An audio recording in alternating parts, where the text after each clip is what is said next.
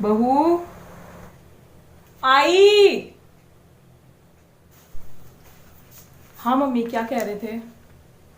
बेटा अचार डाल ले। अचार अचार अचार अचार अचार अचार अचार अचार। क्या हुआ? मम्मी मुझे अचार कहाँ डालना आता है? अरे अब मैं कितने दिन डालूंगी, अब तो सीख ले। और मुझे वैसे भी टाइम नहीं मिलता मम्मी, बहुत काम होते हैं। हम रेडीमेड मंगा लेंगे, एक काम करते हैं, मार्केट में भी अच्छे मिलते ही है ना। अरे नहीं नहीं, बाहर का तो बिल्कुल नहीं मंगवाना। बाहर कहाँ अच्छी चीजें मिलती हैं। मम्मी मुझे अचार का है भी नहीं आता।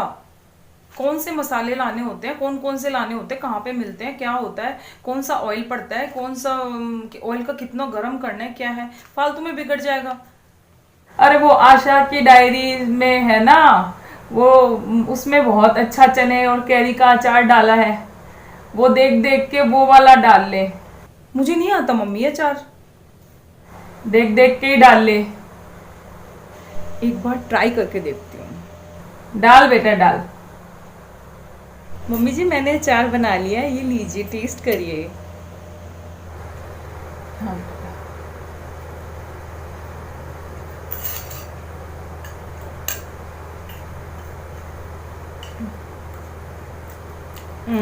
बहुत ही अच्छा बनाया है बेटा। सीख गई आखिर। बहुत ही बढ़िया।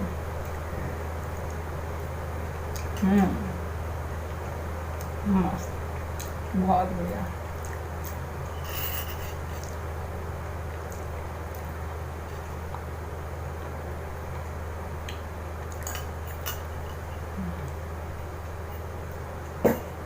लोगों का यही रिएक्शन होता है, उनको लगता है कि अचार डालना मतलब बहुत टाइम कंज्यूमिंग है, और ये सिर्फ दादी या फिर नानी और बहुत एक्सपर्ट लोग ही इसको डाल सकते हैं। अगर आप भी ऐसा सोचते हैं तो आप बिल्कुल गलत सोचते हैं। आज का वीडियो हम इसी के बारे में बनाने वाले हैं। अगर आप भी बहुत बिजी रहते हैं, आपके पास बिल्कुल टाइम नहीं है, तो फैमिली की हेल्थ के लिए आपको दिन के 10 मिनट तो निकालने ही होंगे। और अचार इतना टेस्टी बनता है कि आप एक बार बनाएंगे तो डेफिनेटली आप इसे हर साल डालेंगे। लोग पूरे पूरे साल के लिए अचार डालते हैं। इसके पीछे एक साइंटिफिक कारण ये है कि सरसों का तेल जो होता है उसमें जब हमारे जो किचन के मसाले पड़ते हैं तो वो इतने हेल्थ बेनिफिट्स देते हैं टाइम के साथ। जैसे जैसे वो अचार के अंदर टाइम बिताते हैं वो मसाले, तो वो हमारे सेहत के लिए बहुत ज़्यादा बेनिफिट देते हैं, पेट के लिए, हमारी हड्डियों के लिए। तो इसलिए हमारे कल्चर में अचार जो है किसी के घर, हर किसी के घर में एक या दो तो अचार आपको जरूर मिलेंगे। सबसे पहले हमें इस अचार में जो जो चीज़ें चाहिए उसकी हम एक लिस्ट बनाते हैं। तो चलिए देख लेते हैं कि हमें क्या क्या चाहिए। कैरियाँ हमने लेनी है मोटे गुद्दे वाली, एकदम कच्ची कैरियाँ लेनी है, पकी हुई नहीं होनी चाहिए। तो सबसे पहले हम अच्छे से कैरियों को जो है वो धो लेंगे।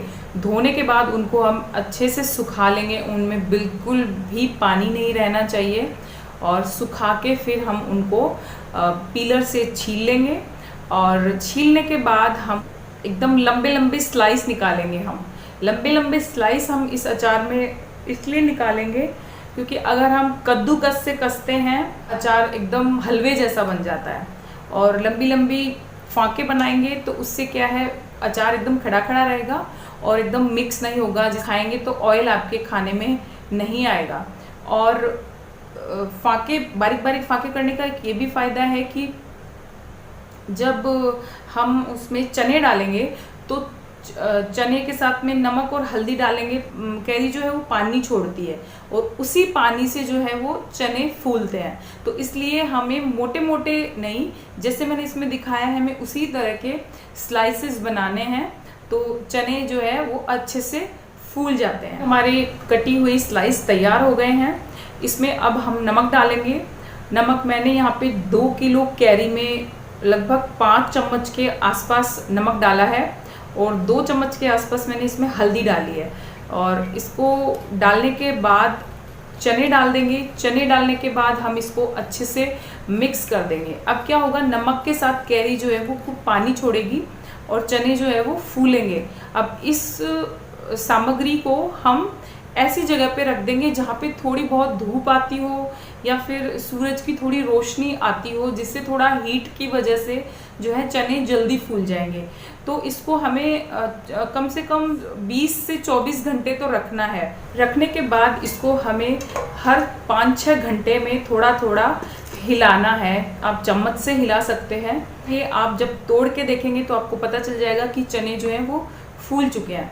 तो ये जो है प्रोसेस है फर्स्ट डे का, जिसमें आपको मुश्किल से 10-15 मिनट लगते हैं और उसके बाद बस 1-2 बार आपको इसको संभालना होता है। यहाँ पे जो है वो चने फूल के एकदम रेडी हो चुके हैं और अब ये है टाइम हमारा मसाला रेडी करने का। तो मसालों में जो भी हमने लिस्ट बनाई थी, जो भी हमने मसाले मंगाए हैं, उन सभी मसालों को हम मिक्स कर लेंगे और मिक्स करने के बाद हम इनको ड्राई रोस्ट करेंगे। लगभग 3 मिनट के आसपास, 4 मिनट के आसपास जब हम इनको रोस्ट करेंगे तवे पे, मसाले हैं वो तड़कने लग जाएंगे, उनमें तड़ की आवाज़ आने लग जाएगी। तो बस उसी टाइम पे गैस को बंद कर देना है और सारे मसाले जो हैं वो अलग बर्तन में निकाल लेने हैं। गरम तवे पे नहीं छोड़ने हैं, नहीं तो नीचे के जो मसाले हैं वो जल जाएंगे। हमें मसाले को भूनना नहीं है बिल्कुल भी, एकदम बहुत कम टाइम के लिए उनको रोस्ट करना है, जिससे उनकी अच्छी खुशबू आएगी। तो ये वाला प्रोसेस किया। उसी दौरान हम जो सरसों का तेल हम एक भगोने में और गरम करने रख देंगे। अब कई लोगों के माइंड में रहता है कि सरसों का तेल गरम डालना चाहिए या ठंडा डालना चाहिए या गरम करना ही नहीं चाहिए। अचार में जो है सरसों का तेल गरम करके डालें और उसको कितना गरम करना है, जब गरम करें तो उसमें पहली बार जब धुआं सा उठने लग जाता है बस उतना ही गरम करना है, ज़्यादा गरम नहीं करना है। उससे उसकी न्यूट्रिशन वैल्यू कम हो जाती है और उसका फ्लेवर ख़त्म हो जाता है।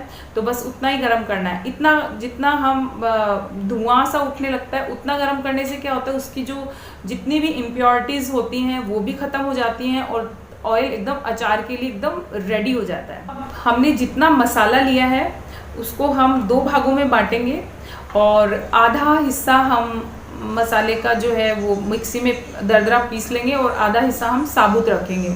उससे क्या है कि जब हम वो सारा मसाला पिसा हुआ और साबुत दोनों मसाले मिलाकर हम अचार में डालते हैं तो वो अचार को अच्छी कवरिंग देता है। अगर सारा मसाला हम साबुत डाल देते हैं तो मसाला क्या है, ऑयल में जाके नीचे बैठ जाता है और जब हम अचार को खाने के लिए निकालते हैं तो बस सिर्फ वो अचार ही आता है, उसका मसाला सारा नीचे बैठ जाता है। तो इसलिए हमेशा थोड़ा सा दरदरा पीस के हम अचार में मसाला डालते हैं तो बहुत टेस्टी लगता है। यहाँ पे हमारा ऑयल हो चुका है गरम, जिसमें थोड़ा थोड़ा धुआं आ रहा है। इसके बाद हम अपना जो अचार है जो रेडी है उसके अंदर मसाले मिला देंगे और सारे मसालों को अच्छे से मिक्स करके हम ऊपर से उसी टाइम काली मिर्च डाल देंगे, लहसुन की कलियाँ डाल देंगे। यहाँ पे लहसुन की कलियाँ मैं सिर्फ फ्लेवर के लिए डाल रही हूँ, तो हल्की हल्की लहसुन की जो खुशबू आती है तो बहुत अच्छा लग सकते हैं। आप इसमें हरी मिर्ची काट के डाल सकते हैं इसकी जगह, या कुछ और भी ट्राई कर सकते हैं। अचार को डब्बों में भर देंगे। जो डब्बे हैं वो हमेशा कोशिश करिए कि कांच के हों और एकदम सूखे हों, साफ हों और अचार का जो प्रोसेस करते टाइम आपके हाथ भी एकदम सूखे और साफ होने चाहिए। अचार में ऑयल डालेंगे। अब ये ऑयल जो है ये ठंडा होने में कम से कम 2 से 3 घंटे लगता है, तो हम अचार में ऑयल ठंडा होने के बाद ही डालेंगे। गरम गरम ऑयल नहीं डालेंगे, नहीं तो हमारा अचार जो है वो बहुत ज़्यादा गल जाएगा। डब्बों में भरने के बाद हम इसमें जो ठंडा होने के बाद जब ऑयल डालते हैं तो अचार को अच्छे से हिला हिला के हम उसमें ऑयल डालेंगे और ऑयल को हमेशा अचार से कम 2 या 3 उंगली ऊपर तक ही डालें, जिससे कि है अचार में फंगस नहीं लगेगी।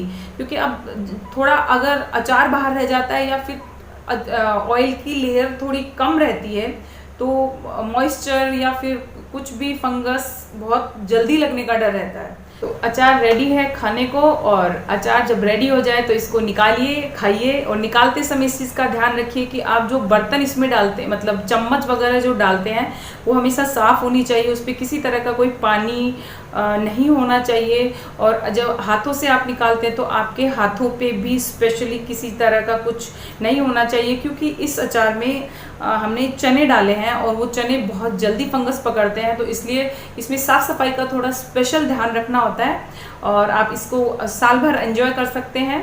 तो इसका ऑयल बचता है, हम उसको वेस्ट नहीं करेंगे। उसमें आप पराठे बनाइए, बहुत टेस्टी लगते हैं। मैं पर्सनली अपने अचार के ऑयल को कभी नहीं फेंकती हूँ, मैं उस अचार के ऑयल से बनाती हूँ पराठे, और मेरे बच्चे इतना खुश होके खाते हैं। इवन मैं भी बहुत खुश होके खाती हूँ, एकदम अचार का फ्लेवर आता है। तो हम उस चीज़ को भी वेस्ट नहीं करेंगे, आप भी ज़रूर ट्राई करना। और अब आगे से शायद आप अचार शब्द सुन के कभी गंभीर नहीं होंगे, आपको लगेगा कि ये तो चुटकियों का काम है, और आप डेफिनेटली हमेशा रेडी रहेंगे कि ये तो बहुत आसान है। और तो चलिए आज का वीडियो हम यहीं पे ख़त्म करते हैं। आपको वीडियो कैसा लगा ये ज़रूर बताइएगा, और मेरे चैनल को सब्सक्राइब कर लेना और लाइक कर देना, और अगर वीडियो पसंद आता है तो प्लीज़ शेयर भी कर दीजिए। और थैंक यू।